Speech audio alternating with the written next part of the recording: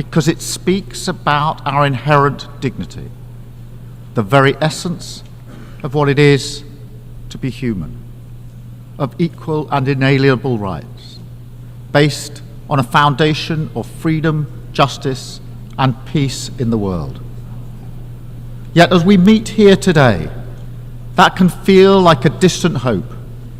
Conflict touches more countries now than at any time in the history of this assembly. Around the world, more fires are breaking out and burning with ever greater intensity, exacting a terrible toll in Gaza, Lebanon, Ukraine, Sudan, Myanmar, Yemen, and beyond. The vast majority of humanitarian need in the world today is driven by conflict. After 20 years of gains in tackling poverty, disease, and in health, war is one of the main regions that progress has stalled. That is a catastrophe made by human hands. It has weakened the cause of cooperation, sowed political division between North and South, and turned the geopolitical dial away from the rule of law towards brute force and aggression. And this matters to us all. It matters to the British people. My government was elected to change Britain, to deliver national missions on higher growth, safer streets, cleaner energy, more opportunity, and a healthier society. But behind every one of these missions sits another insight, something that used to be unspoken, but now needs to be said, that we recognise that our success in Britain can never be separated from events beyond our shores. Global challenges rebound on us at home, and to grapple only with the effects of war, poverty, climate change, pandemics, or irregular migration when they arrive on our doorstep is to set ourselves up to fail. We must work with others to solve these problems at root, to tackle the causes. Britain is stronger when we do so. So we are changing our approach on the global stage too. My message today is this: we are returning the UK to responsible global leadership, because I think the international system can be better. We need it to be better. People talk about an age of polarization, impunity, instability, and unraveling of the UN Charter. And I fear that a sense of fatalism has taken hold.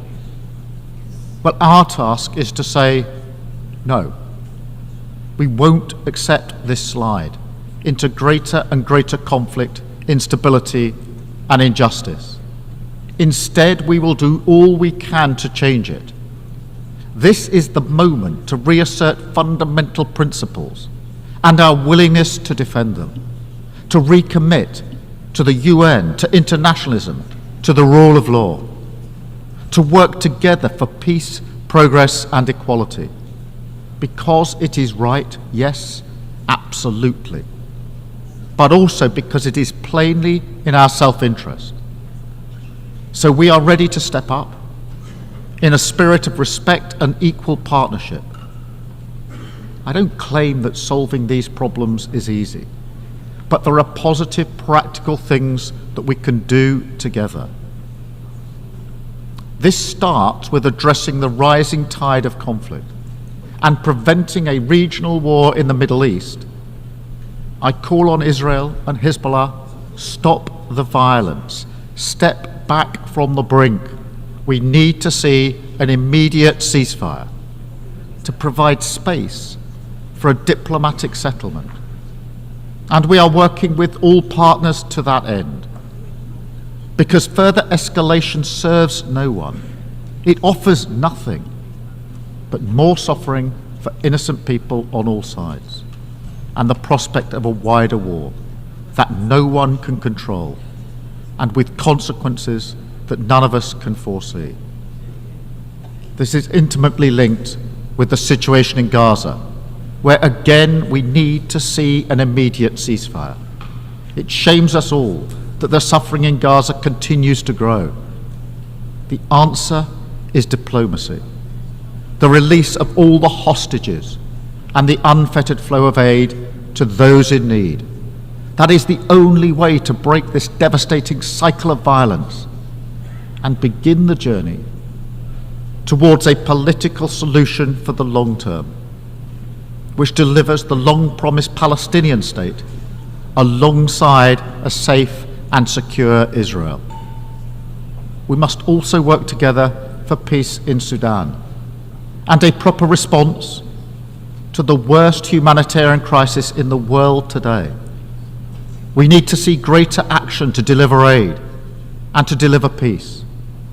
The world cannot look away, and we must stand up for international law, and that's why we are so resolute in our support for Ukraine. They are exercising their right to self-defense as provided for under the UN Charter and recognized by 141 members of this Assembly. We will stand with Ukraine for as long as it takes, because the alternative would be to confirm the worst claims about this place, that international law is merely a paper tiger and that aggressors can do what they will. We will never let that happen, because it is our duty to respond to a more dangerous world with strength, to keep our people safe. But alone, that's not enough. That's not the limit of our responsibility. We must also work together to make the world less dangerous. And so we have to face some hard truths. The institutions of peace are struggling, underfunded, under pressure, and over-politicized. The entire framework of arms control and counter-proliferation, painstakingly constructed after decades, has begun to fall away. Iran continues to expand its nuclear activity in violation of its international commitments. Incredible new technologies like AI are being deployed for military use without agreed rules. These are difficult challenges to grip and too urgent to ignore. That's why the new pact for the future is so important. We must put new energy and creativity into conflict resolution and conflict prevention, reverse the trend towards ever greater violence, make the institutions of peace fit for purpose, and hold members to their commitments under the UN Charter. But again, reducing conflict is not the limit of our responsibility. Other global challenges impact us too.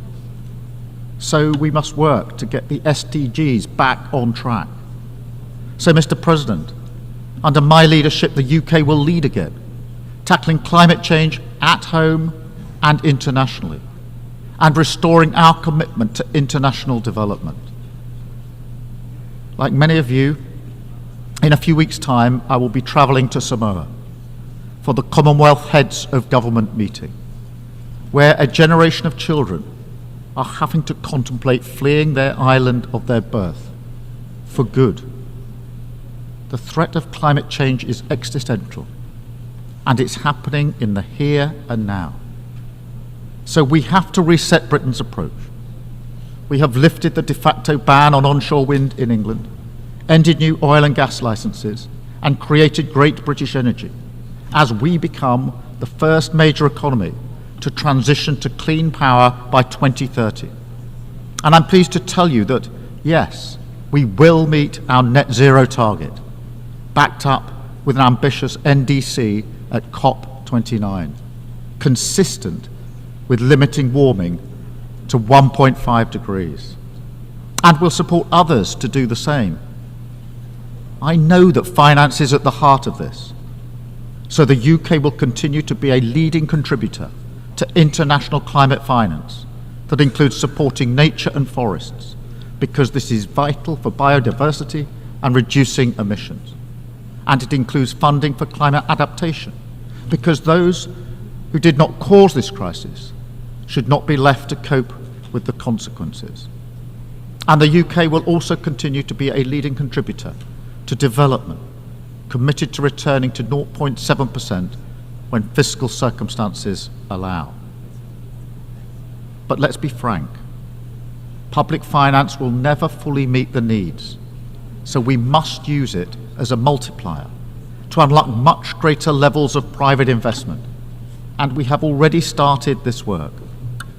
I can announce today that we're creating a new facility, the British International Investment, which will work with the City of London to mobilise billions in pension and insurance funds to invest in boosting development and fighting climate change. This is a great British innovation, and if we're going to deliver in each of the areas I've talked about today, with all the benefits that we'll bring, then this is the kind of approach that we need to take, innovating, thinking differently, moving faster, and being ready to change how we do things in three key areas. First, we must change the international financial system to deliver a fairer deal for developing countries. We will use our seat on the boards of the IMF and the World Bank to argue for a bolder approach to tackle unsustainable debt, which is compounding poverty and inequality, depriving the sick of healthcare and children of education. We must tackle the barriers to investment, which choke off the flow of private finance, and we must put a price on the true cost of emissions through a new levy on global shipping, with the proceeds going to tackle climate change and cut emissions even further. Crucially, we need to accelerate reform of the multilateral development banks so that they shoulder more risk, unlocking hundreds of billions more to help the poorest and build a low-carbon global economy. A critical milestone in the fight against poverty is approaching, with the replenishment of the International Development Association. This is the chance for everyone to show greater ambition so the IDA can be a bigger and better, helping more people, especially those in fragile states and conflict zones. On that basis, we will be ambitious too. We will increase our pledge and play our part in seizing the potential of this moment. Second, if we want the system to deliver for the poorest and most vulnerable, then their voices must be heard. We need to make the system more representative and more responsive to those who need it most. So we will make the case, not just for fairer outcomes, but fairer representation in how we reach them. And this also applies to the Security Council. It has to change to become a more representative body, willing to act, not paralysed by politics. We want to see permanent African representation on the Council. Brazil, India, Japan and Germany as permanent members, and more seats for elected members as well. Finally, to support this, we will also change how the UK does things, moving from the paternalism of the past towards partnership for the future. Listening a lot more, speaking a bit less, offering game-changing British expertise, and working together in the spirit of equal respect.